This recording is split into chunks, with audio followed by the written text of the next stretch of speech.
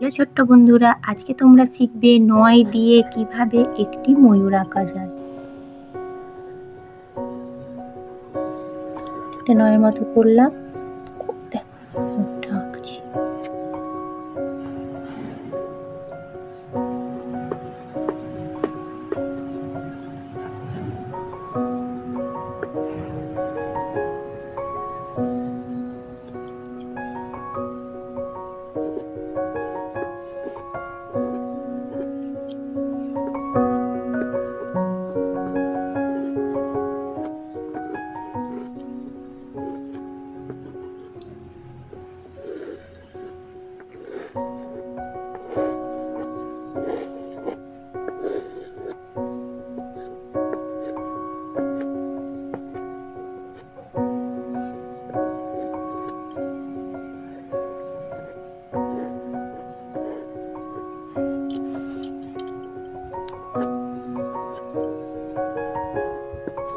দেখো নয় দিয়ে একটা খুব সুন্দর ময়ূর আঁকা হয়ে গেল।